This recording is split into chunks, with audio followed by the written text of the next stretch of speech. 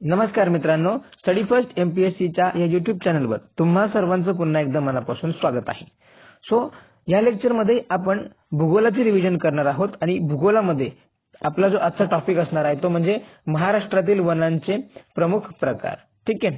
So बघा आपण सुरू केलेल्या या कंबाईन गट ब पूर्व परीक्षेच्या दृष्टीने ही जी रिव्हिजन सिरीज आहे त्यामध्ये आपण आपल्या शेड्यूल प्रमाणे प्रत्येक विषयाचं रिव्हिजन करतोय आणि या लेक्चर मध्ये आपण प्रामुख्याने भूगोलांमधील वनांचे प्रमुख प्रकार हा टॉपिक एक्झाम ओरिएंटेड अभ्यासणार आहोत। ओके।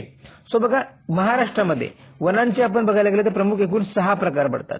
महाराष्ट्रामध्ये वनांचे एकूण प्रमुख 6 प्रकार पडतात। तो ते 6 प्रकार वन बाय वन आपल्याला काय करायचे, डिस्कस करायचे। मग सर्वप्रथम आपल्याला वनांचा प्रकार जो बघायचा आहे तो बघा उष्णकटिबंधीय सदाहरित वने। पहिला प्रकार आहे उष्णकटिबंधीय सदाहरित वने। तर बघा, फक्त 6 वन प्रकार आपल्याला अभ्यासायचे आहेत आणि याच्यातले प्रमुख जे काही पॉइंट्स आहेत तेच। परंतु आयोगाने जर एक्झाम मध्ये यावर प्रश्न विचारला तर मग आपण नावांमध्ये कन्फ्यूज होतो कधी कधी। सो यांची नावं जी आहेत ती प्रॉपर लक्षात ठेवायची, बरोबर। मग आता उष्णकटिबंधीय सदाहरित वने महाराष्ट्रामध्ये कुठे आढळतात तर लक्षात घ्या, जर बघायला गेलं तर सह्याद्रीच्या पायथ्याशी यांचा जर आढळ जो आहे किंवा यांचं जे ठिकाण आहे हे सह्याद्रीच्या पायथ्याशी आढळतात, विशेषतः कोकणामध्ये। बघा, सह्याद्रीच्या पायथ्याशी ही वने आढळतात आणि विशेषतः जर आपण बघितलं तर आपला जो कोकण आहे, ठीक आहे, कोकणातील जिल्हा सिंधुदुर्ग आणि येथील सावंतवाडी जो परिसर आहे, सावंतवाडी परिसर, तर या ठिकाणी प्रामुख्याने आपण बघतो उष्णकटिबंधीय सदाहरित वने आढळतात। मग ह्या म्हणजेच कोण तर या बघा, या वनांसाठी वार्षिक पर्जन्य किती लागतं, ठीक आहे। तर बघा, म्हणजे ज्या भागामध्ये 200 सेंटीमीटर पेक्षा जास्त, बघा 200 सेंटीमीटर पेक्षा जास्त पर्जन्य पडतं, ठीक आहे, पर्जन्य असतं, अशा भागामध्ये ही वनं आढळतात, बरोबर। तर आणि जांभ्या मृदेमध्ये, बघा जांभ्या मृदेमध्ये विशेषतः ही वनं जास्त आढळतात, ठीक आहे। मग बघा, आर्द्रता असल्यामुळं वार्षिक पर्जन्य 200 सेंटीमीटर पेक्षा जास्त असल्यामुळे ही जी मृदा असते यामध्ये आर्द्रतेचं प्रमाण जास्त असतं, तर त्याच प्रकारे जमिनीमध्ये ह्युमसचे प्रमाण जास्त असतं, ठीक आहे। मग त्यामुळं या वनांचं स्वरूप जर आपण लक्षात घेतलं, ठीक आहे, आपण यांचं स्वरूप लक्षात घेतलं तर स्वरूपामध्ये बघायला गेलं तर ही वने जी आहेत ही वने घनदाट असतात, ठीक आहे। म्हणजे या वनांमध्ये बघा तर घनदाट वनस्पतींचे आच्छादन असते, घनदाट वनस्पतींचे आच्छादन असतं, ठीक आहे। हा पॉइंट आपण पहिला लक्षात ठेवायचा, घनदाट वनस्पतींचे आच्छादन असते, ठीक आहे। या वनातील जी वृक्षांची उंची आहे, बघा वृक्षांची जी उंची आहे, वृक्ष उंची जवळपास 45 ते 60 मीटर असते, 45 ते 60 मीटर उंचीपर्यंत हे वृक्ष वाढतात, ठीक आहे। बघा, वैशिष्ट्यावर सुद्धा आपल्याला प्रश्न येऊ शकतो, म्हणून आपल्याला ते लक्षात घेणं गरजेचं आहे, ठीक आहे। त्यानंतर बघा, सो या लक्षात जर बघायला गेलं तर या वनांमध्ये कमी उंचीच्या वनस्पतींची देखील वाढ होते आणि बघा, सो यामध्ये जर आपण बघायला गेलो तर विविधता आढळते वनांमध्ये, काय तर वृक्षांच्या स्वरूपामध्ये प्रकारामध्ये विविधता आढळते। त्यासाठी मग आपण एक पॉइंट लक्षात ठेवू शकतो की या ठिकाणी एकाच प्रकारच्या वृक्षांची कमतरता असते, ठीक आहे। सो एकाच प्रकारच्या वृक्षांची कमतरता असते, हा पॉइंट लक्षात ठेवायचा, ठीक आहे। सो बघा, हे जे वैशिष्ट्य आहेत यावर आयोगाने ऑलरेडी प्रश्न विचारलेला आहे। या उष्णकटिबंधीय सदाहरित वनांच्या वैशिष्ट्यांवर आयोग किंवा वृक्षांच्या स्वरूपावर आयोगाने ऑलरेडी प्रश्न विचारलेला आहे, म्हणून हे तिन्ही पॉइंट आपल्याला लक्षात ठेवायचे। मग याच्यामध्ये कोणते प्रकारचे वृक्ष आढळतात, बघा या वनांमध्ये कोणते वृक्ष आढळतात तर लक्षात घ्या, नागचंपा, त्यानंतर पांढरा नावाचं वृक्ष आहे, त्यानंतर सिडार, त्यानंतर फणस। बघा, फणस हा उष्णकटिबंधीय सदाहरित वनांमधला वृक्ष प्रकार आहे, हा लक्षात ठेवायचा। त्यानंतर बघा कावसी आणि जांभूळ, बरोबर। सो ही जे वृक्ष आहेत हे वृक्ष उष्णकटिबंधीय सदाहरित वनांमध्ये आढळतात, ठीक आहे। तर पुढचं बघूया. तर समजा आर्थिक यांचा उपयोग लक्षात घेतला, या वनांतील वृक्षांचा जर आपण आर्थिक उपयोग लक्षात घेतला तर आर्थिकदृष्ट्या यांचा उपयोग कमी प्रमाणात होतो. ठीक आहे, आर्थिकदृष्ट्या यांचा उपयोग जो आहे कमी प्रमाणात होतो. कारण बघा, कारण काय, ह्याला कारण काय असं पण जर विचारलं तर या वृक्षांचे जे लाकूड आहे बघा, वृक्षांचे लाकूड अतिशय कठीण असतं. वृक्षांचे लाकूड कठीण असतं. ठीक आहे, आणि त्यामुळे त्यांचा आर्थिक इतका उपयोग होत नाही आणि ह्या स्टेटमेंटवर सुद्धा प्रश्न आलेला आहे. ठीक आहे, म्हणजेच उष्णकटिबंधीय सदाहरित वनांमध्ये बघा, वृक्षांचे लाकूड अतिशय कठीण असतं, त्यामुळे आर्थिकदृष्ट्या त्यांचा उपयोग कमी होतो, असा पण यावर सुद्धा प्रश्न आलेला आहे. ठीक आहे, सो हे लक्षात घ्यायचं. त्यानंतर याच्यामध्ये लक्षात ठेवायचं की या प्रकारच्या वनस्पती म्हणजेच यांच्या मूळ वनस्पती तोडल्यानंतर त्या ठिकाणी त्याच प्रकारच्या वनस्पतींची निर्मिती होत नाही. ठीक आहे, मग त्या कमी प्रतीच्या वनस्पती येऊ लागतात. सो हा एक स्टेटमेंट मध्ये आपण लक्षात ठेवायचा. सो इतकी माहिती आपल्याला उष्णकटिबंधीय सदाहरित वनांसंदर्भात माहिती पाहिजे. ठीक आहे, तर हे आपण बघितलं. त्यानंतर पुढचा आपण वन प्रकार जो बघूया तो म्हणजे उष्णकटिबंधीय निमसदाहरित वने. बघा, पुढचं आहे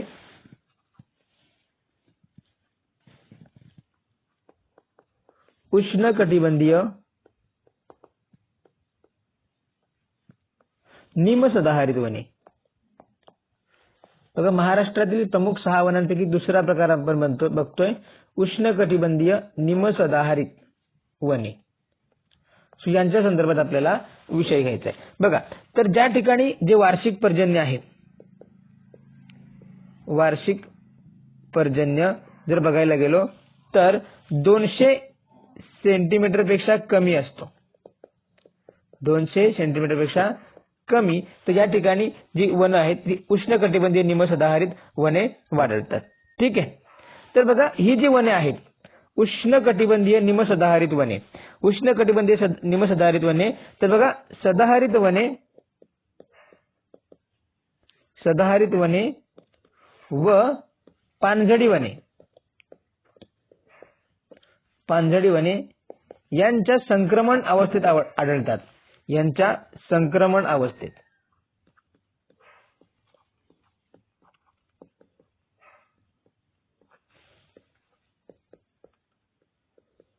बरोबर, संक्रमण अवस्थेत आढळतात. म्हणजेच काय आपण सांगू शकतो की ही जी उष्णकटिबंधीय निमसदाहरित वने आहेत ही सदाहरित वने आणि पानझडी वने यांना जोडणारा दुवा आहेत असं सुद्धा म्हणू शकतो. किंवा जर बघायला गेलो तर समजा हा विभाग जो आहे सदाहरित वनांचा आहे. ठीक आहे, हा विभाग सदाहरित वनांचा आहे आणि जर हा विभाग जर बघायला गेलो तर पानझडी वनांचा आहे. बरोबर, मग यांच्यामध्ये जो संक्रमण भाग आहे तो आपण काय म्हणू शकतो तर उष्णकटिबंधीय निमसदाहरित वनांचा आहे असं आपण सांगू शकतो. ठीक आहे, सो इतका पॉईंट लक्षात ठेवा. म्हणजे याच्यावर सुद्धा हा पॉईंटवर आयोग क्वेश्चन विचारू शकतो ही स्टेटमेंट.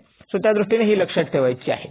ठीक आहे, तर मग जर बघायला गेलो तर महाराष्ट्राचा जो पश्चिम किनारा आहे. ठीक आहे, महाराष्ट्राचा पश्चिम किनारा.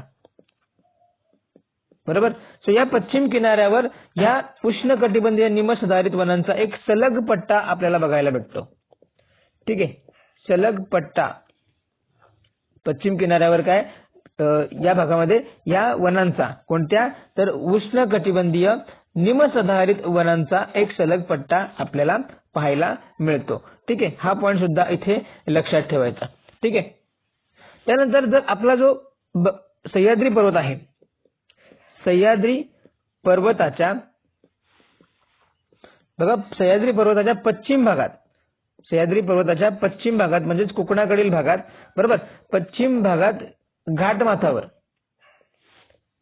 पश्चिम भागात घाटमाथ्यावर ही वने आढळतात. ठीक आहे, पश्चिम भागात कुठे तर घाटमाथ्यावर ही वने आढळतात. हा पण पॉईंट इथे लक्षात ठेवायचा. त्यानंतर बघा यांची म्हणजेच जी ठिकाणं आपल्याला लक्षात ठेवायची, म्हणजेच यांचे ठिकाण म्हणजे विशेषतः कोणत्या ठिकाणी हे आढळतात. सो याच्यामध्ये लक्षात घ्या बघा आंबोली कोकणातील सिंधुदुर्ग जिल्ह्यामधील आंबोली, त्यानंतर बघा लोणावळा, इगतपुरी, ठीक आहे, या भागामध्ये बघा आंबोली, लोणावळा, इगतपुरी या भागामध्ये ही उष्णकटिबंधीय निमसदाहरित वने आपल्याला पाहायला मिळतात. ठीक आहे, सो हे लक्षात घ्यायचं. त्यानंतर बघा ही जी वनं असतात यांची जी उंची आहे, यांची उंची सदाहरित वनांपेक्षा कमी असते. उंची जी आहे सदाहरित वनांपेक्षा कमी असते, हा पॉइंट लक्षात ठेवायचा. बरोबर, उंची जी आहे सदाहरित वनांपेक्षा कमी असते, लक्षात ठेवायचं. आणि यांचा जो पाने गाळण्याचा हंगाम आहे, म्हणजे या वनांचा पाने गाळण्याचा हंगाम, या वनांचा पाने गळण्याचा हंगाम वेगळा असतो. पाने गळण्याचा हंगाम इथे वेगळा असतो, हे लक्षात ठेवायचं. बरोबर, मग याच्यामध्ये कोणत्या कोणत्या वृक्षांचा समावेश होतो, या अरण्यांमध्ये किंवा या वनांमध्ये कोणत्या कोणत्या वृक्षांचा समावेश होतो, तर जर पहिलं आपण बघायला गेलो तर किंडल. ठीक आहे, बघा वृक्ष सुद्धा प्रॉपरली लक्षात ठेवून द्यायची, कारण याच्यावर सुद्धा आपल्याला परत बघा रानफणस. तर नुसता फणस आला तर तो सदाहरित वनामध्ये जातो. बरोबर, आणि रानफणस आला तर तो निमसदाहरित वनामध्ये येतो. त्यानंतर नाना, कदम, बघा नाना, कदम, शिसम, त्यानंतर बिबळा. बरोबर, तर या वनांचा समावेश हा उष्णकटिबंधीय निमसदाहरित वनांमध्ये होतो. ठीक आहे, कमी जास्त प्रमाणात बांबूची वने सुद्धा याच्यामध्ये आढळतात. बघा बांबूची वने ही सुद्धा याच्यामध्ये आढळतात, हे लक्षात घ्यायचं. ठीक आहे, तर या वृक्षांचा आर्थिकदृष्ट्या उपयोग होतो. या म्हणजे निमसदाहरित अरण्यामधील वृक्षांचा जे आहे आर्थिकदृष्ट्या उपयोग होतो, तर हे लक्षात ठेवायचं. सो अशा प्रकारे उष्णकटिबंधीय निमसदाहरित अरण्यासंदर्भात आपल्याला इतकी माहिती आवश्यक आहे. ओके, सो प्रामुख्याने लक्षात ठेवायचं, ही वने जी आहेत सदाहरित वन आणि पानझडी वन यांच्या संक्रमण अवस्थेत आढळतात. हा पॉइंट प्रॉपरली लक्षात ठेवायचा. ठीक आहे, त्यानंतर पुढचा वन प्रकार आपण बघतोय तिसरा जो वन प्रकार आहे तो आहे बघा उपोष्णकटिबंधीय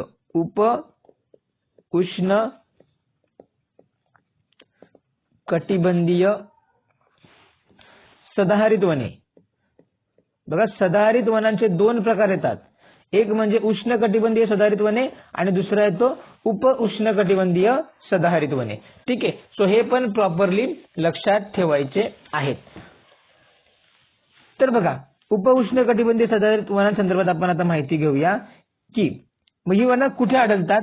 तर बघा यासाठी जे वार्षिक पर्जन्य आहे, बघा म्हणजे वार्षिक पर्जन्य,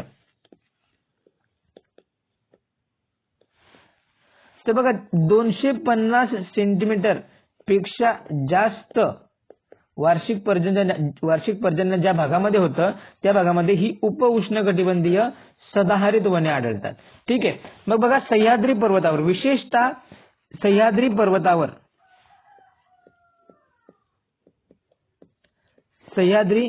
पर्वतावर ही वनांचा आढळ आहे. ठीक आहे, जर आपण बघितलं कोकणातील भागामध्ये आपण बघितलं तर ज्या आंबोली सारखे ठिकाण आहेत बघा दक्षिण कोकणामध्ये, तर त्या ठिकाणी पावसाचं प्रमाण जास्त आहे, विशेषतः सह्याद्री पर्वताकडे पावसाचं प्रमाण जास्त आहे. त्यामुळं सह्याद्री पर्वतावर जर बघायला गेलो तर सह्याद्री पर्वतावर जे असलेली किंवा त्याच्या नजीक असलेली ठिकाण म्हणजेच बघायला गेलो तर महाबळेश्वर, त्यानंतर पाचगणी,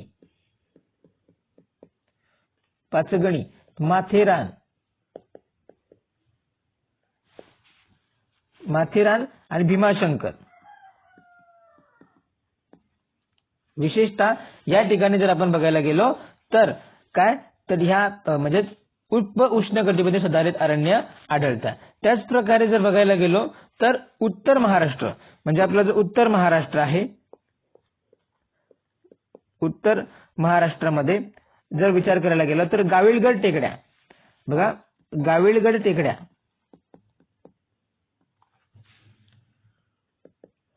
या ठिकाणी सुद्धा आपल्याला उपोष्णकटिबंधीय सदाहरित वनांचा आढळतो.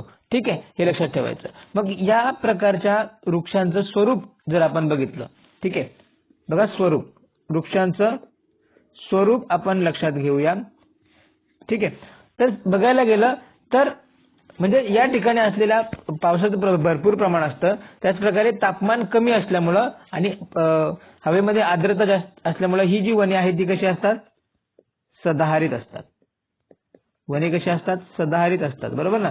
म्हणून तर आपण त्यांना म्हणतो उपोष्णकटिबंधीय सदाहरित वने, बरोबर. त्यानंतर ह्या ठिकाणी असलेल्या जांभ्या बघा, जांभ्या मृदेचा या वनांवर प्रभाव आहे. जांभ्या मृदेचा या वनांवर काय आहे, प्रभाव आहे, बरोबर. परंतु आर्थिकदृष्ट्या ही वने महत्वाची असल्यामुळे जास्त प्रमाणात या वृक्षांची तोड झालेली आहे, त्यामुळे आता ही वने कमी प्रमाणात शिल्लक राहिलेली आहेत. हा पॉईंट सुद्धा इथे लक्षात घ्यायचा. मग याच्यामध्ये कोणते कोणते वृक्ष आढळतात, तर बघा जांभळा बघा, जांभूळ हा आपण सदाहरित वन उष्णकटिबंधीय सदाहरित मध्ये बघितला होता, तर जांभळा जो आहे उप उष्णकटिबंधीय सदाहरित अरण्यामध्ये आहे, हे लक्षात ठेवायचं. त्यानंतर अंजन, जांभळा, अंजन, त्यानंतर हिरडा, आंबा, बेहडा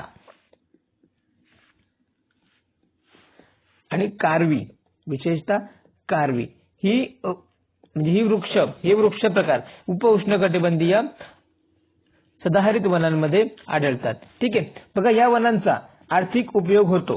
या वनांचा म्हणजे आर्थिक उपयोगासाठी ही वने चांगली आहेत. आर्थिक उपयोगासाठी या वनांसाठी ही उपयोग याचा होतो, बरोबर, चांगल्या प्रकारे. सो हे लक्षात ठेवायचं. तर या वनस्पती प्रकारामध्ये जो हिरडा हा लाकूड आहे बघा, हिरडा हा लाकूड आहे, हा मजबूत असतो. ठीक आहे. हे जे लाकूड जे असणारे चांगले मजबूत असल्यामुळं हा आर्थिक उपयोगासाठी वापरला जातो, हे लक्षात ठेवायचं. म्हणून हिरडा हा कोणत्या वन प्रकारातील येणारा वृक्ष आहे, तर असा प्रश्न आला तर उप उष्णकटिबंधीय सदाहरित वनांमध्ये हिरडा हा वृक्ष प्रकार येतो, हा पॉईंट लक्षात ठेवायचा. त्याच प्रकारे या प्रकारच्या वनांमध्ये मधुमक्षिका पालन हा एक महत्वाचा लघुधंदा आहे. बघा, मधुमक्षिका पालन, बरोबर, मधुमक्षिका पालन हा एक प्रमुख जोडधंदा किंवा लघु उद्योगधंदा आहे. सो ठीक आहे, तुम्ही जर हा लेक्चर बघताय तर मग महाराष्ट्रामध्ये कोणत्या ठिकाणाला मधाचे गाव, बरोबर, मधाचे गाव जाहीर केलेलं आहे, हे उत्तर मला कमेंट करून तुम्ही सांगायचं आहे. ठीक आहे. मधाचे गाव कोणते हे तुम्ही मला कमेंट करून सांगायचं आहे.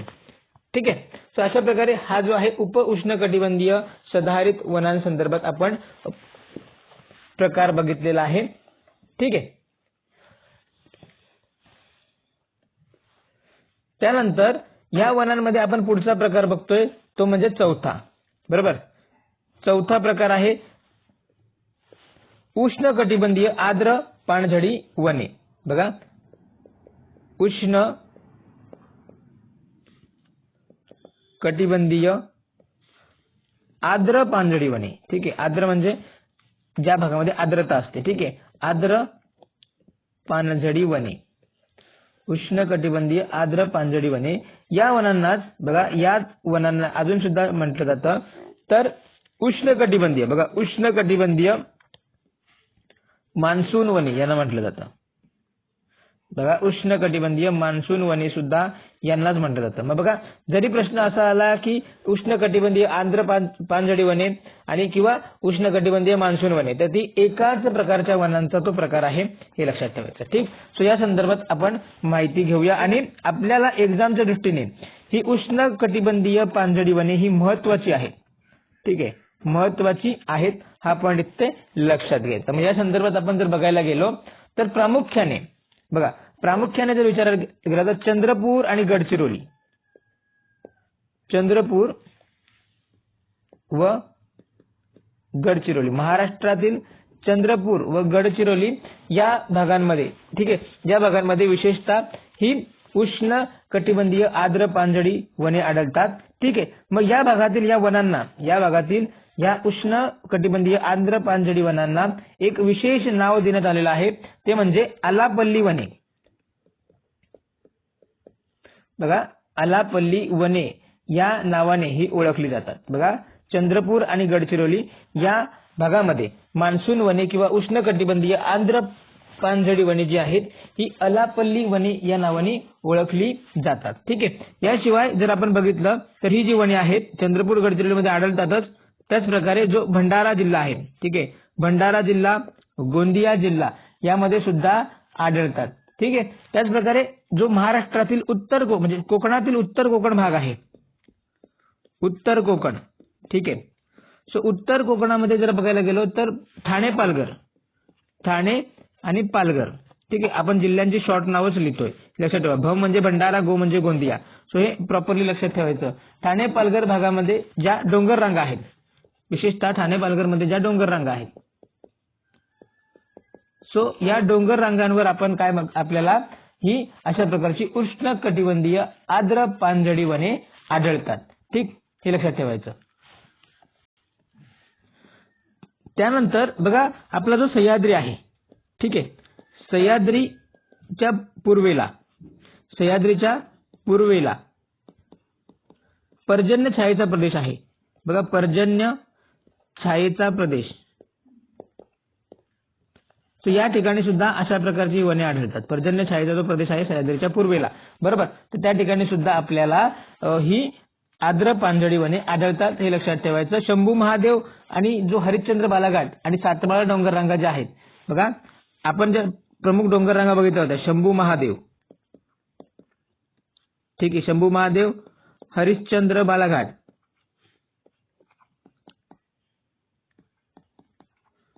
हरिश्चंद्र बालाघाट आणि सातमाळा अजिंठा, बरोबर, ह्या सह्याद्रीच्या उपरांगा आहेत. सातमाळ, अजिंठा. तर या पर्वतांच्या पश्चिम भागामध्ये, सह्याद्री जवळच्या भागामध्ये आपण सांगू शकतो की ही आर्द्र पानझडी वने आढळतात. ठीक आहे. उष्णकटिबंधीय आर्द्र पानझडी आढळतात. आणि विशेषतः बघायला गेलो तर म्हणजे महाराष्ट्रातील इतर जिल्हे म्हणजे बघा कोल्हापूर, त्यानंतर नाशिक, ठाणे, पालघर, धुळे आणि नंदुरबार या जिल्ह्यांमध्ये ही आर्द्र पानझडी वने आढळतात, हे लक्षात ठेवायचं. जवळजवळ ह्या वनांसाठी म्हणजे ज्या भागामध्ये 120 ते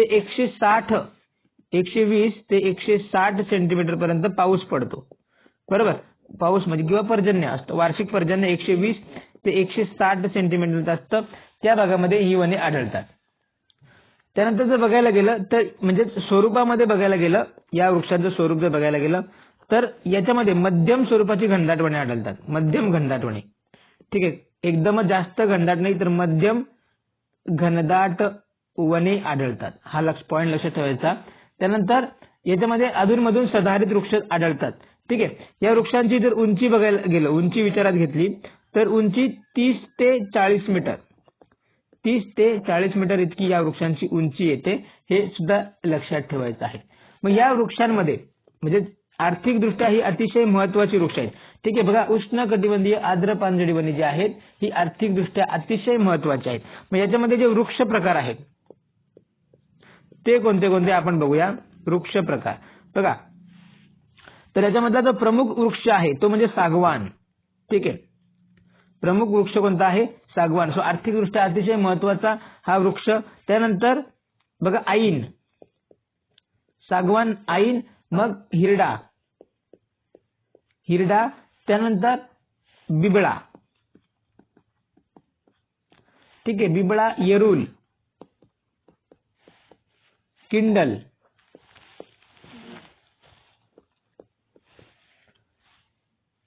त्यानंतर कुसुम, आवळा, बघा आवळा, सिरम, बघा इत्यादी प्रकारची वृक्ष आणि बांबूची वने सुद्धा आढळतात. म्हणजे जर बघायला गेलं तर जी आर्द्र पानझडी वने आहेत त्यामध्ये वृक्षांचे प्रकार सुद्धा जास्त आहेत, हे लक्षात घ्यायचं आहे. ठीक आहे. सो आर्थिकदृष्ट्या ही वने जी आहेत महत्वाची असतात. यामधील जी वृक्ष आहेत विशेषतः सागवान यांचा आर्थिकदृष्ट्या महत्व होतो. ठीक आहे. तर बघा ही जे आपण बघितलं चंद्रपूर आणि गडचिरोलीमध्ये जी आहेत चंद्रपूर आणि गडचिरोली, बघा याच्यामध्ये जी वने आहेत त्यांना आपण म्हणतो आलापल्ली वने, बरोबर, आलापल्ली वने. तर ही वने भारतातील प्रसिद्ध वनांमध्ये यांची गणना होते. बघा भारतातील प्रसिद्ध वनांपैकी एक, ठीक आहे, भारतातील प्रसिद्ध वनांपैकी एक हे लक्षात ठेवा. त्याचप्रकारे जे भारताचे नवीन संसद निर्माण झाली, ठीक आहे, भारताची नवीन संसद निर्माण झाली तर त्यामध्ये जे लाकूड वापरलेलं आहे तर महाराष्ट्रातील सागवान लाकूड हे भारताच्या नवीन संसदेसाठी वापरण्यात आलेलं आहे हे लक्षात घ्यायचं. म्हणजे जो लाकडाचा पुरवठा, लाकडी काम, लाकडी नक्षीकाम जे पण आहे नव्या संसद भवनामध्ये, तर त्याच्यासाठी जो लाकूड आहे तो महाराष्ट्रातून पुरवला गेला आहे आणि याच वनांमधून, ठीक आहे, विशेषतः सागवान जो लाकूड आहे तिकडे प्रोव्हाइड केलेला आहे हे लक्षात घ्यायचं. ठीक आहे. सो अशा प्रकारे ज्ञानेश्वरांनी या संदर्भात एक वक्तव्य म्हणजे वनांबद्दल म्हटलं होतं की चांदू व चांदणे, चांपे व चंदने, देवकी नंदने विन नावडे वो, असं ज्ञानेश्वरांनी वनांसंदर्भात, या वनांसंदर्भात वक्तव्य केलं होतं, आलापल्ली वनांसंदर्भात. तो हे लक्षात ठेवायचं. ठीक आहे. त्यानंतर या वनांचा आपण 5वा प्रकार बघूया. ठीक आहे. आपण 4 प्रकार बघितले. पुढचा प्रकार आहे 5वा, तो म्हणजे बघा तर उष्ण कटिबंधीय वृक्ष पानझडी वने. आपण आधी बघितली आर्द्र पानझडी वने, आता उष्ण कटिबंधीय बघा वृक्ष पानझडी वने, उष्ण कटिबंधीय वृक्ष पानझडी वने. आणि आपण याच्या आधी आर्द्र पानझडी वने बघितली. तर दोघांमध्ये फरक आहे, एक आर्द्र पानझडी आणि एक वृक्ष पानझडी. सो तो पण प्रॉपर लक्षात ठेवायचा. ठीक आहे. मग बघा तर कुठे कुठे हे आढळतात, तर बघा सातपुडा आणि अजिंठा, सातपुडा पर्वतरांग, अजिंठा डोंगररांग. ठीक आहे. सातपुडा आणि अजिंठा डोंगर रांगामध्ये या प्रकारची वने आढळतात. त्यानंतर जो घाटमाथा आहे म्हणजे सह्याद्री आहे, घाटमाथा. ठीक आहे. घाटमाथ्याच्या पूर्वेस बघा, घाटमाथ्याच्या पूर्वेला अशा प्रकारची वने आपल्याला आढळतात, वृक्ष पानझडी वने आढळतात, हे लक्षात ठेवायचं. आणि कमी उंचीच्या टेकड्यावर बघा, कमी उंचीच्या टेकड्यावर ही वने आढळतात. कुठे कुठे, तर बघा सातपुडा अजिंठा भागामध्ये घाटमाथ्याच्या पूर्वेला आणि कमी उंचीच्या टेकड्यांवर अशा प्रकारची वने आढळतात. त्याचप्रकारे विदर्भामध्ये, ठीक आहे, जो विदर्भातील जो डोंगराळ भाग आहे बघा, विदर्भ आणि विदर्भाचा जो डोंगराळ भाग आहे, तो डोंगराळ भाग या वनांनीच व्यापलेला आहे, हे लक्षात ठेवायचं. डोंगराळ भाग या वृक्ष पानझडी वनांनी व्यापलेला आहे. ठीक आहे. सो या वनांमध्ये कमी उंचीचे वृक्ष आढळतात. ठीक आहे. स्वरूप जर बघायला गेलं तर कमी उंचीचे वृक्ष प्रकार, कमी उंचीचे वृक्ष प्रकार याच्यामध्ये आढळतात, हा पॉइंट इथे लक्षात ठेवायचा.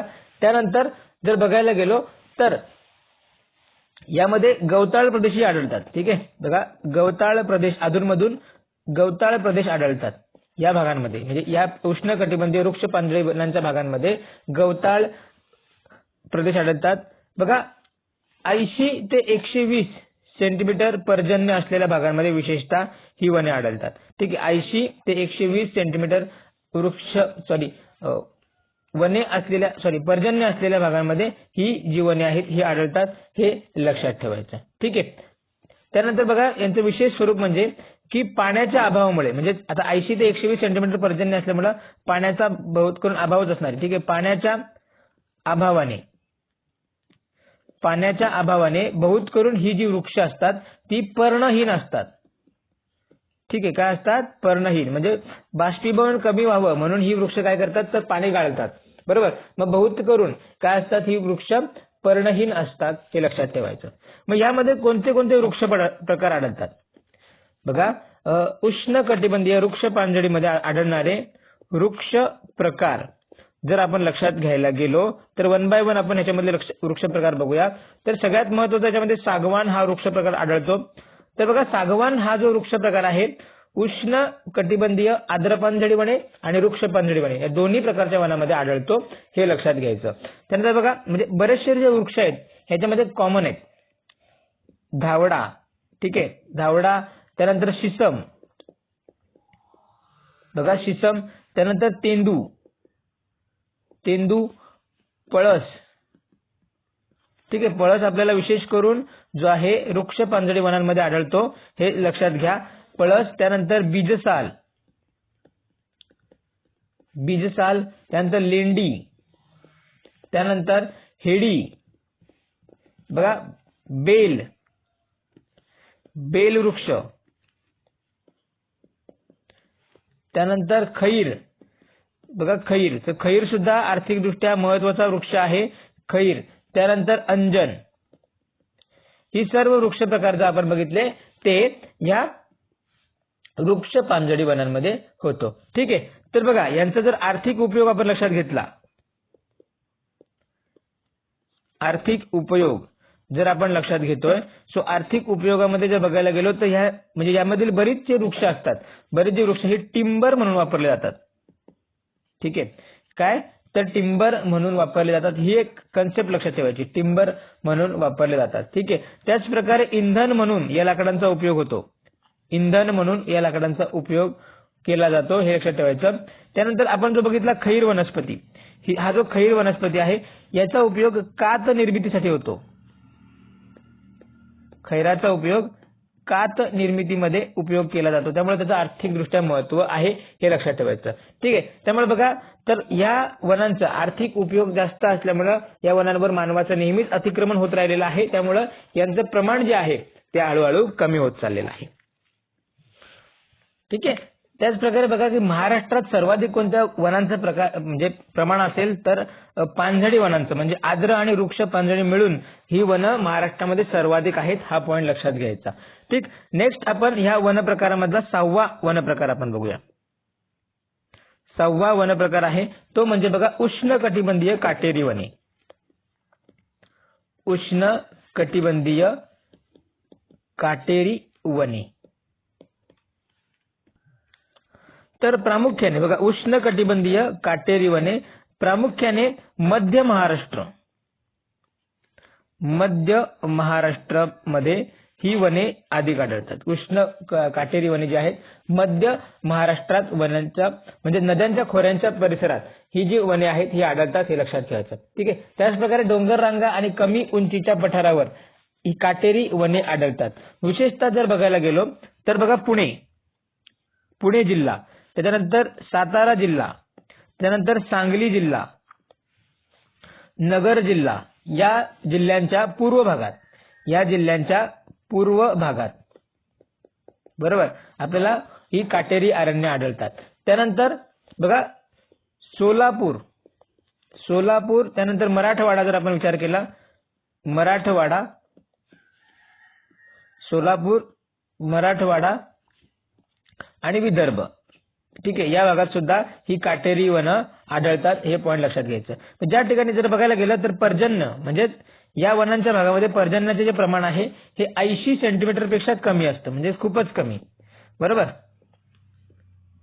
सो 80 सेंटीमीटर पेक्षा कमी असल्यामुळे पावसाचं प्रमाण अतिशय कमी असतं, त्यामुळं काय तर बाष्पीभवन कमी होण्यासाठी या वनांचं म्हणजे बरेचसे वन कसे असतात, वृक्ष काटेरी असतात. ठीक आहे, हे लक्षात घ्यायचं. ठीक. त्यानंतर बघा ज्या भागामध्ये म्हणजे ह्या काटेरी वनांमध्ये ज्या भागामध्ये पाण्याची उपलब्धता असते, ठीक आहे, त्या ठिकाणी ह्या हिरव्यागार वनस्पती असतात. ठीक आहे. जरी पण बघितलं की ही वनस्पती या वृक्ष जरी काटेरी असली परंतु ती वनं हिरवीगार वने असतात, हे लक्षात ठेवायचं. ठीक. आणि यांच्या टेंडन्सी प्रमाणे ते कोरड्या हवामानात सुद्धा जगू शकतात. मग यामध्ये येणारे वृक्ष कोणते? वृक्ष काटेरी वनामध्ये येणारे वृक्ष जर आपण बघितलं तर बघा बाभूळ, ठीक आहे, बाभूळ, ठीक आहे. तर बाभूळाचं झाड जेव्हा पण बघाल तुम्ही तर ते पूर्ण तुम्हाला हिरवंच दिसणार. त्यानंतर खैर, हिवर, बघा बाभूळ, खैर, हिवर आणि विशेषतः लक्षात घ्यायचं की जे निंबाचं झाड आहे बघा निंब झाड दिसताना जरी ते दिसता क्षणी जरी ते हिरवं किंवा सदाहरित वाटलं तरी निंब झाड हा काटेरी वनाचा भाग आहे. बघा, निंबाचं झाड हे काटेरी वनामध्ये आढळतात, हे लक्षात ठेवायचं. ठीक. सो हा म्हणजे इथे आपण कन्फ्यूज होऊ शकतो. तर आता कन्फ्युजन आपली दूरच करून टाकायची की निंबाचं झाड जर विचारलं तर ते काटेरी वनामध्ये येतं, हे लक्षात ठेवा. त्यानंतर बघा, तर या वनस्पती म्हणजे तारवड जे झुडूप आहे, तारवड झुडूप. ठीक आहे. आर्थिक उपयोगामध्ये बघायला गेलं तर तारवड झुडूप वृक्ष प्रकार आहे. याचा उपयोग टॅनिंगसाठी होतो. टॅनिंगसाठी होतो, हा लक्षात ठेवायचा. ठीक आहे. त्यानंतर बघा, जाळण्यासाठी इंधन म्हणून सुद्धा या प्रकारच्या वनांचा उपयोग होतो, असे लक्षात ठेवायचं. ठीक आहे. सो महाराष्ट्रातील जे 6 प्रमुख वन आहेत त्यांचा आपण इथे काय केलेलं आहे, चांगल्या पद्धतीने आढावा, म्हणजे जेवढे पॉईंट्स आपल्याला एक्झामसाठी महत्वाचे आहेत, पूर्व किंवा मुख्य, ते संदर्भात आपण ते पॉईंट इथे बघितलेले आहेत. त्यानंतर आपल्याला इथे पुढचा पॉईंट बघायचा. ही झाली महाराष्ट्रातली प्रमुख 6 वन प्रकार. ठीक आहे. त्यानंतर आपल्याला बघा, महाराष्ट्र वन विभागाने वन विभाग. ठीक आहे. म्हणजे महाराष्ट्र वन विभाग, बरोबर. महाराष्ट्र वन विभाग आहे. तर याद्वारे वनांचे प्रकार जर आपण बघितले, म्हणजे यांनी सुद्धा वनांचे प्रकार केलेले आहेत, तर ते सुद्धा आपण बघूया. आणि ते किती आहेत, तर ते सुद्धा आहेत 6.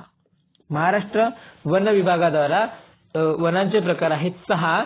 तर 6 मध्ये कोणते कोणते येतात ते पण आपण बघूया, कारण यावर सुद्धा आयोग प्रश्न विचारू शकतो. मग याच्यामध्ये पहिला आहे बघा, दक्षिण उष्ण कटिबंधीय. बघा, दक्षिण उष्ण कटिबंधीय सदाहरित वने. दक्षिण उष्ण कटिबंधीय सदाहरित वने, बरोबर. तर या संदर्भात बघायला गेलो तर महाराष्ट्राच्या पश्चिमेकडील जो उंच पर्वतरांग आहे, बरोबर, दक्षिण उष्ण कटिबंधीय सदाहरित वने. ठीक आहे. महाराष्ट्र, आपला जो महाराष्ट्र आहे, म्हणजे पश्चिमेकडील पर्वतरांगाच्या भागात,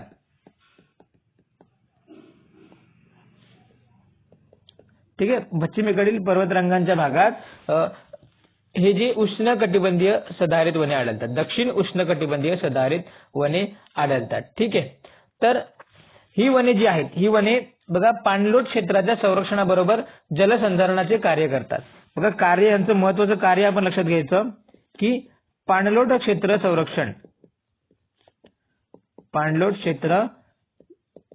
संरक्षण प्लस जलसंधारण. ठीक आहे. या वनांचं महत्वाचं कार्य आपण इथे लक्षात ठेवायचं. मग यामध्ये कोणते वृक्ष आढळतात, ते वृक्ष आपल्याला कदाचित विचारले जाणार नाहीत, परंतु आपण काय करायचे, ते अभ्यासामध्ये ठेवायचे. तर मग याच्यामध्ये बघायला गेलो तर आंबा, ठीक आहे, आंबा किंजळ, त्यानंतर अंजन, पार, जांभूळ, हिरडा, बरोबर, यासारखी वनस्पती इथे आढळतात. ठीक आहे. त्यानंतर बघा, ही जी वने, बघा, ही वने जी आहेत सेमी सदाहरित वनामध्ये सुद्धा मोडतात. सेमी सदाहरित वने. ठीक आहे. त्यानंतर पुढचा प्रकार आहे, पुढचा प्रकार सेकंड, लक्षात घ्या, सेकंड प्रकार आहे दक्षिण उष्ण कटिबंधीय. बघा, दक्षिण उष्ण कटिबंधीय कॉमन आहे सगळीकडे. दक्षिण उष्ण कटिबंधीय पानगळतीची वने, म्हणजे आपण त्यांना पानझडीची वने सुद्धा म्हणू शकतो. पानगळतीची सदाहरित वने. बघा, पानगळतीची, परंतु कशी, सदाहरित वने, असा पुढचा प्रकार पडतो.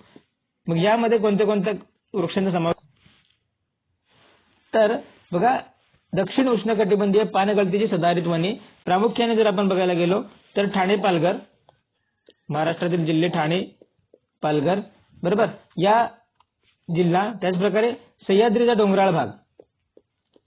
बघा, सह्याद्रीच्या डोंगराळ भागामध्ये आढळतात. त्याचप्रकारे गडचिरोली, गडचिरोली, चंद्रपूर या जिल्ह्यामध्ये आढळतात. ठीक आहे. मग याच्यामध्ये प्रमुख जर वृक्ष आपण बघायला गेलो, तर वृक्ष म्हणजे प्रमुख याच्यामध्ये सागवान आहे. सागवान हा प्रमुख वृक्ष आहे. त्यानंतर खैर,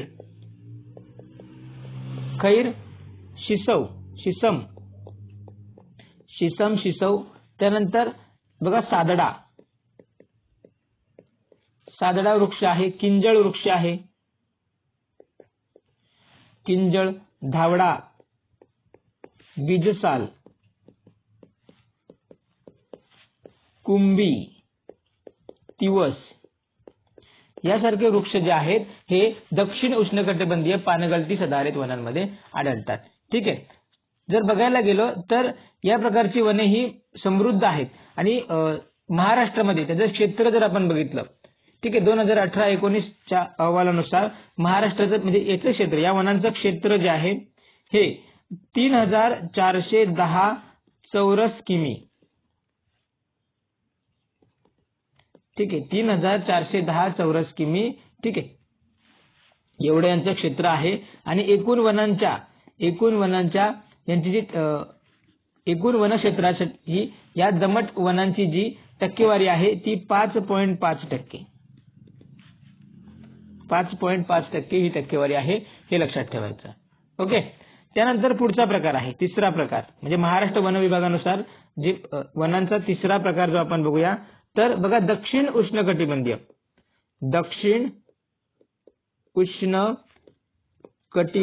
सेम आहेत ना, दक्षिण उष्णकटिबंधीय पानगळतीची शुष्क वने. ठीक आहे, आपण पानगळतीची सदाहरित वने बघितली, आता पानगळतीची शुष्क वने म्हणजे शुष्क पानझडी वने.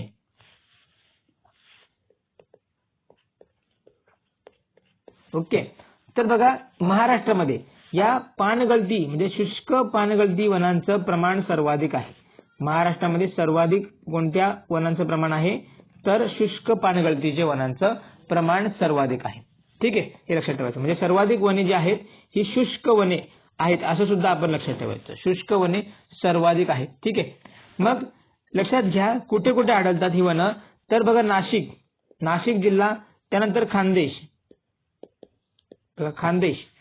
व विदर्भ. नाशिक जिल्हा, खानदेश व विदर्भ या भागामध्ये ही वनं आढळतात. ठीक आहे. त्याच प्रकारे जर बघायला गेलं तर औरंगाबाद जिल्हा, नांदेड जिल्हा यामध्ये ही वनं आढळतात. ठीक आहे. तर बघा जो विदर्भामध्ये आढळणारा सागवान हा वृक्ष आहे. विदर्भामध्ये आढळणारा सागवान हा वृक्ष आहे, याला विशेष महत्व आहे. ठीक आहे, याला विशेष महत्व आहे. सो लाकडाच्या बाजारात स्तर काष्टासाठी याची मागणी जास्त आहे. स्तर काष्टासाठी मागणी जास्त होते, हे लक्षात ठेवायचं. तर महाराष्ट्रामध्ये ह्या वनांचं क्षेत्र जे आहे, महाराष्ट्रामध्ये या वनांचं जर क्षेत्र विचारात घेतलं तर हे क्षेत्र जे आहे 10,326 किलोमीटर आहे. ठीक आहे, चौरस किलोमीटर, 10,326 चौरस किलोमीटर आहे. ठीक आहे. आणि ही जर टक्केवारी बघितली तर 16%, म्हणजे एकूण वनक्षेत्राच्या 16% हे प्रमाण आहे, हे लक्षात ठेवायचं. मग याच्यामध्ये कोणते वृक्ष आढळतात तर बघा सावर, म्हणजे साग तो आढळतोच, त्याच्यानंतर सावर हा वृक्ष आहे. त्यानंतर मोह, टेंभुर्णी, त्यानंतर बीजसाल, अंजन, बांबू, चंदन, शिसम. ठीक आहे. या प्रकारची जी वने आहेत ती या वृक्ष आहेत या प्रकारच्या वनांमध्ये आढळतात, हा पॉइंट लक्षात घ्यायचा. ठीक आहे. त्यानंतर चौथा प्रकार. ठीक आहे, चौथा प्रकार आपण इथे लक्षात घेऊया. तो म्हणजे चौथा प्रकार आहे तो सुद्धा बघा दक्षिण उष्णकटिबंधीय काटेरी वने. दक्षिण उष्णकटिबंधीय काटेरी वने. ठीक आहे. सो काटेरी वने, तर या संदर्भात आपण आता माहिती घेऊया. तर बघा जर बघायला गेलो तर महाराष्ट्रामधील जो पुणे जिल्हा आहे, बघा पुणे जिल्हा, त्याच्यानंतर नगर जिल्हा, मग सांगली जिल्हा, त्यानंतर सोलापूर जिल्हा, त्यानंतर मराठवाडा, ठीक आहे, मराठवाडा,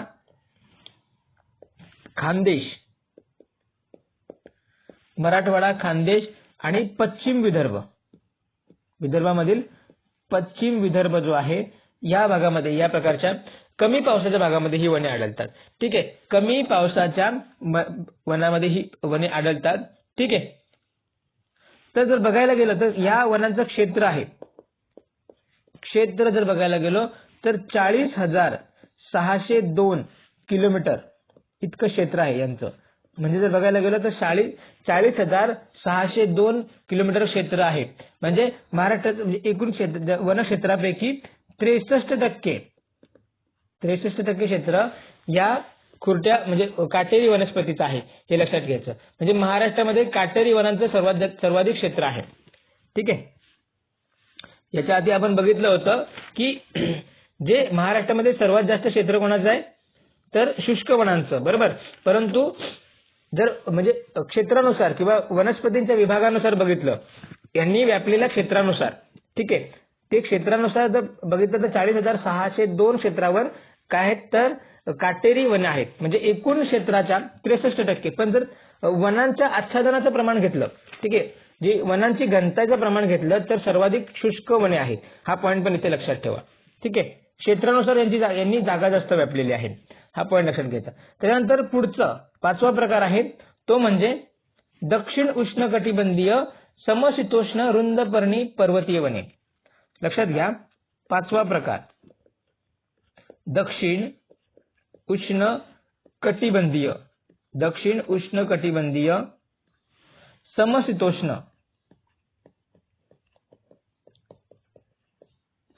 समशीतोष्ण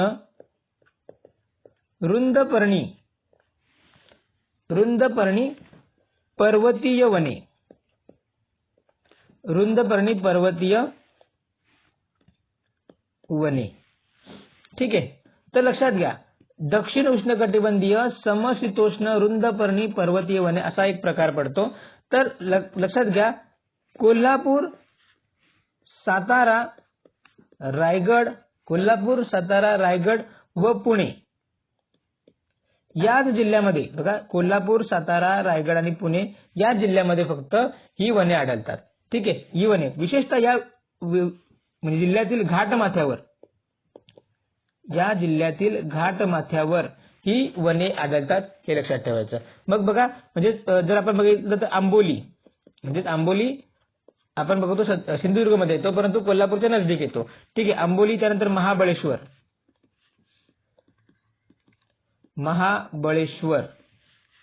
माथेरान,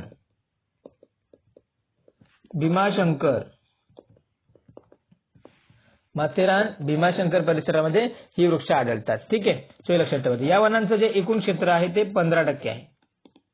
15% क्षेत्र यांनी व्यापलेलं आहे, हे लक्षात ठेवायचं. त्यानंतर याच्यामध्ये शेवटचा जो प्रकार आहे तो वृक्ष प्रकार, तो म्हणजे बघा सागरी किनारी व भरती ओहोटीची दलदलीची वने. सागरी किनारी व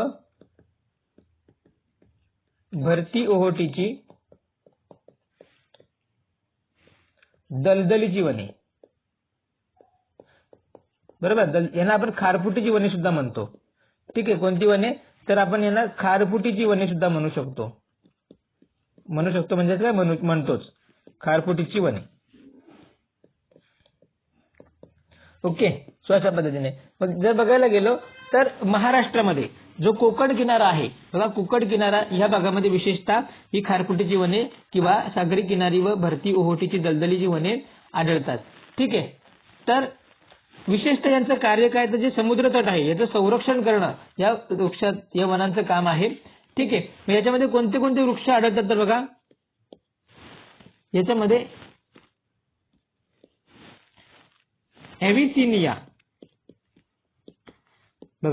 एव्हिसिनिया, त्यानंतर रायझोफोरा,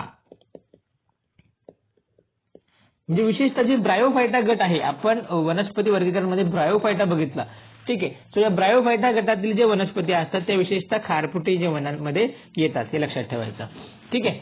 मग जर बघायला गेलो तर आपण विचार करतो तर कोकणामधील विशेषतः सिंधुदुर्ग, ठाणे आणि पालघर आणि बघायला गेलो तर रायगड या जिल्ह्यांमध्ये या वनांचं प्रमाण आढळतं. ठीक आहे, हे लक्षात घ्यायचं. सो अशा पद्धतीने ही वनचा प्रकार जर बघायला गेलो रायगड या जिल्ह्यामध्ये या खारफुटी वनांचं सर्वाधिक क्षेत्र आहे हे लक्षात ठेवायचं. सो जर बघायला गेलो तर या खारफुटीच्या वनांचं क्षेत्र जे आहे महाराष्ट्रामध्ये 147 चौरस किमी इतकं दिलेलं आहे. सो ठीक आहे. सो हे कमी प्रमाण आहे त्यामुळे लक्षात ठेवायचं. आणि याच्यापैकी एकट्या रायगडमध्ये जे आहे ते 95 चौरस किलोमीटर आहे. 95 चौरस किलोमीटर. ठीक आहे. 95 चौरस किलोमीटर आहे हे लक्षात ठेवायचं. सो अशा पद्धतीने आपण महाराष्ट्रातील प्रमुख वनांचे प्रकार आणि महाराष्ट्र वन विभागानुसार महाराष्ट्र वनांचे प्रकार सुद्धा बघितले. त्यानंतर बघा महाराष्ट्र वनांचे जे जिल्हावार वितरण आहे जो आपण जर बघितलं 2018-19 नुसार बघायला गेलो तर महाराष्ट्रामध्ये एकूण वनांचे क्षेत्रफळ वन क्षेत्र जर आपण विचारात घेतलं तर ते किती होतं तर बघा 61,936.42 चौरस किलोमीटर इतकं महाराष्ट्रामध्ये काय होतं वनक्षेत्र होतं 2018-19च्या अहवालानुसार. म्हणजे बघा महाराष्ट्राच्या भौगोलिक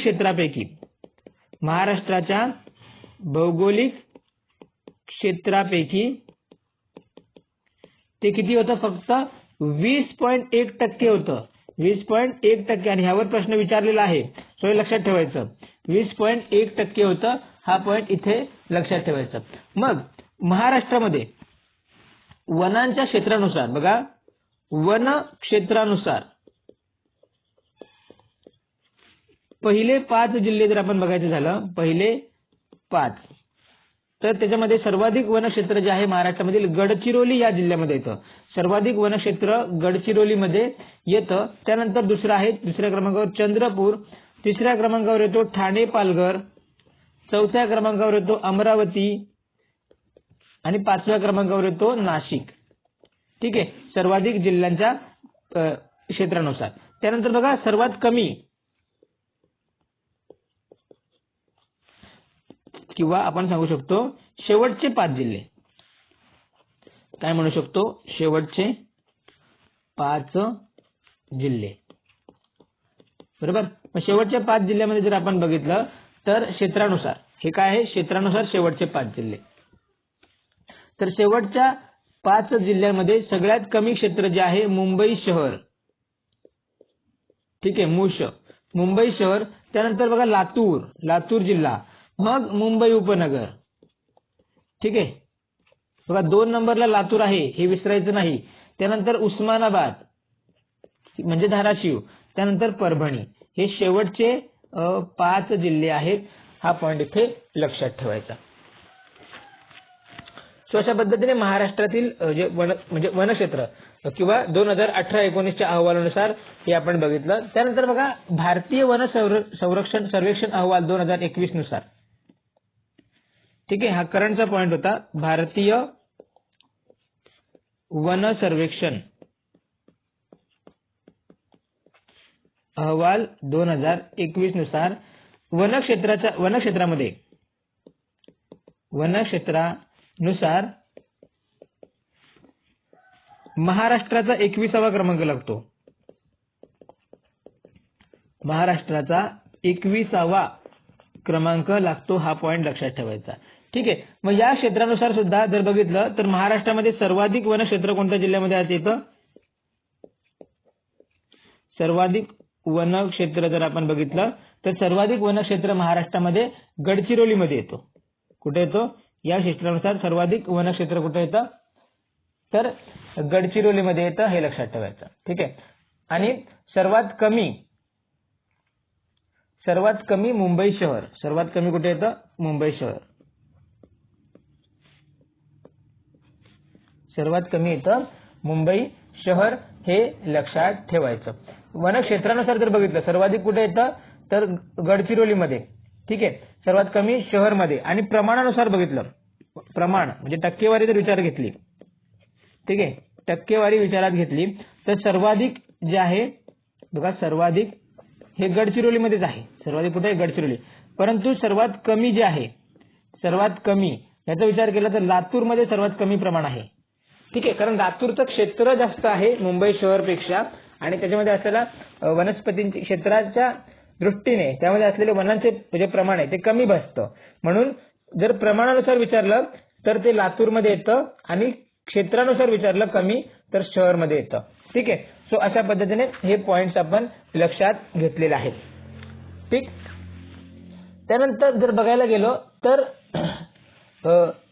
महाराष्ट्रामध्ये आपण बघूया, पुढचा पॉइंट आपल्याला बघायचा आहे. ठीक आहे, तर बघूया आपण की खाजणवणे, ठीक आहे ना, म्हणजे त्याला आपण खारपुटी वने म्हणतो किंवा खाजणवणे, यांच्या संदर्भात थोडेसे पॉइंट्स आपण इथे बघूया. म्हणजे आपला जो वनांचा प्रकार आहे तो पूर्ण होऊन जाईल. ठीक आहे, खाजण वने. ठीक, तर खाजण वने म्हणजे आपण सांगू शकतो की कच्छ वने किंवा आपण कच्छ वने त्यांना म्हणतात, कच्छ वने म्हणतात किंवा तिवर वने असं म्हणतात. समुद्रकाठची वने आपण त्याला म्हणू शकतो. बरोबर. सो जर बघायला गेलं तर ह्या सन 2000 मध्ये केलेल्या सर्वेनुसार, 2000 मध्ये केलेल्या सर्वेनुसार महाराष्ट्रामध्ये एकूण 304 चौरस किलोमीटर, 304 चौरस किलोमीटरची खाजणवने आहेत. बरोबर. मग याच्यामध्ये दोन प्रकार पडतात. विशेषतः या खाजणवनांचे दोन प्रकार पडतात, तर तो आपण बघूया. तर बघा, मध्यम दाट खाजणवने एक प्रकार पडतो, मध्यम दाट खाजणवने, आणि दुसरा आहे तो खुली खाजणवने. ठीक आहे, खुली खाजणवने, असे दोन प्रकार पडतात या महाराष्ट्रामध्ये. खाजणवनांचे असे दोन प्रकार पडतात. ठीक आहे, तर लक्षात घ्या की महाराष्ट्रामध्ये ह्या जे मध्यम घनदाट किंवा अति घनदाट जर विचारलं, अति घनदाट खाजणवनांचं प्रमाण नाहीये महाराष्ट्रामध्ये. अति घनदाट खाजणवनांचं वने आढळत नाही, त्यामुळे ते आपण प्रकारात घेतले नाही. मग मध्यम आपण घेतलं आणि खुली जे आपण घेतलं. तर लक्षात घ्या की या मध्यम खाजणवनांचं जे प्रमाण आहे, मध्यम खाजणवनांचे प्रमाण आहे सर्वाधिक जे आहे ते ठाणे या जिल्ह्यामध्ये आहे. सर्वाधिक कुठे? ठाणे जिल्ह्यामध्ये. आणि खुली खाजणवनांचं जे प्रमाण आहे सर्वाधिक जर विचारलं, सर्वाधिक, तर ते रायगडमध्ये आहे. ठीक आहे, कुठे आहे? रायगडमध्ये. सो यांचं प्रमाण जर बघायला गेलो ठाण्यामध्ये हे किती आहेत तर 29 चौरस किलोमीटर, 29 किलोमीटर. ठीक आहे, चौरस किलोमीटर. आणि ही रायगडमध्ये जे आहेत खुली खाजणवने यांचं प्रमाण जे आहे 94 चौरस किलोमीटर. ठीक आहे, आणि एकूण जर विचार घेतला, एकूण वनांमध्ये खाजणवनांच्या नुसार बघा, फक्त खाजण विभाग न विभागता खाजण वनांच्या क्षेत्रानुसार जर बघितलं, सर्वाधिक कुठे? खाजण वनांच्या क्षेत्रानुसार सर्वाधिक. पुढे एकूण लिहितो म्हणजे लक्षात राहील, एकूण. ठीक आहे, तर ते कुठं आहे? तर रायगडमध्ये आहे. कुठं आहे? रायगडमध्ये आहे, हे लक्षात ठेवायचं. ठीक आहे, रायगडमध्ये आहे. सो एकूण ते किती? रायगडमध्ये एकूण जे आहे 109 चौरस किलोमीटर. ठीक आहे, हे क्षेत्र आहे असं लक्षात ठेवायचं. त्यानंतर आपल्याला पुढचा पॉइंट जो लक्षात ठेवायचा आहे तो म्हणजे बघा, महाराष्ट्रामध्ये आदिवासी जिल्ह्यातील, बघा, आदिवासी जिल्ह्यामधील वनांचे आच्छादन. ठीक आहे, आदिवासी जिल्हे आणि वन आच्छादन. ठीक आहे, या संदर्भात काही पॉइंट्स आपण लक्षात घ्यायचे आहेत. तर लक्षात घ्या की असे एकूण किती जिल्हे आहेत. ठीक आहे, आदिवासी जिल्हे विभागामध्ये जर बघायला गेलो तर किती जिल्हे आहेत? तर एकूण 16 जिल्हे आहेत. ठीक आहे, हा आकडा लक्षात ठेवायचा. ठीक आहे, 16. मग ठाणे, पालघर, धुळे, पुणे, नागपूर, पालघर, नंदुरबार, नांदेड, गोंदिया, रायगड, जळगाव, अमरावती, चंद्रपूर, नाशिक, नगर, यवतमाळ आणि गडचिरोली असे ही 16 जिल्हे आहेत आदिवासी जिल्ह्यांमध्ये वनांच्या क्षेत्रानुसार किंवा वनांच्या स्वरूपानुसार. हे लक्षात ठेवायचं. ठीक आहे, तर लक्षात घेतलं तर सर्वाधिक जर बघायला गेलो तर प्रमुख याच्यामधले 15 आहेत. प्रमुख किती आहेत? 15 आहेत. तर याच्यामध्ये सर्वात घनदाट सर्वात घनदाट वनांचे क्षेत्र कुठे आहे? या जिल्ह्यांमधील सर्वाधिक घनदाट वने जी आहेत ती गडचिरोली जिल्ह्यामध्ये आहेत. ठीक आहे. सो बघा सर्वात म्हणजे आदिवासी जिल्ह्यांच्या संदर्भात जर सर्वाधिक विचारलं तर तो गडचिरोलीच येतो, हे लक्षात ठेवायचं. ठीक. सर्वाधिक विचारलं तर गडचिरोली. सर्वात घनदाट वने कुठे? गडचिरोली. आणि कमी घनदाट वने सर्वात कमी कुठे? तर रायगडमध्ये. सर्वात कमी कुठे? तर रायगडमध्ये, हे लक्षात ठेवायचं. ठीक आहे. सो इतके पॉइंट्स आपल्याला आपले लक्षात घ्यायचं. त्यानंतर बघा की जे प्रमुख काही आदिवासी जिल्हे आहेत. ठीक आहे. प्रमुख आदिवासी जिल्हे यामध्ये जर बघायला गेलो तर ठाणे पालघर, नाशिक, त्यानंतर धुळे, नंदुरबार, बरोबर, नगर आणि पुणे या ठिकाणी बघा या भागामध्ये जर बघायला गेलो तर अति घनदाट वने नाहीत.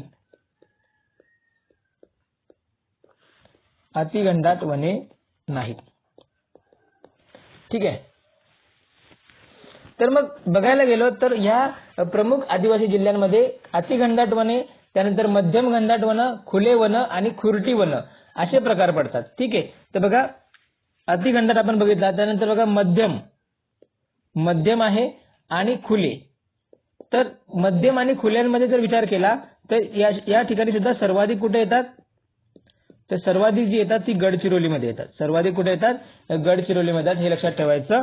आणि शेवटचं जे आहे तर खुरटी वन, आदिवासी विभागातील खुरटी वन यांच्यामध्ये सर्वाधिक प्रमाण जे आहे ते नगरमध्ये येतं, हे लक्षात ठेवायचं.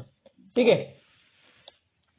सो अशा पद्धतीने आपण ह्या लेक्चरमध्ये महाराष्ट्रातील वन आणि वनांचा प्रकार या संदर्भात सगळी महत्त्वाची माहिती घेतलेली आहे. इतकी माहिती आपल्याला या पूर्व परीक्षेच्या दृष्टीने आपल्या रिव्हिजन पॉईंट्समध्ये असणं गरजेचं आहे. सो ऑलरेडी तुम्ही वाचलं असेल तर तुमचं चांगल्या प्रकारे ह्या गोष्टी बऱ्यापैकी रिकॉल झाल्या असतील. आणि जर तुम्ही याच्यापेक्षा नोट्स केल्या नसतील तर आपल्या ह्या लेक्चरमधून तुम्ही नोट्स तयार करा आणि त्या रिव्हिजनला ठेवून द्या. ठीक आहे. सो आय होप की ह्या लेक्चरमधून तुम्हाला वनांचे प्रकार चांगल्या प्रकारे समजले असतील. ठीक आहे.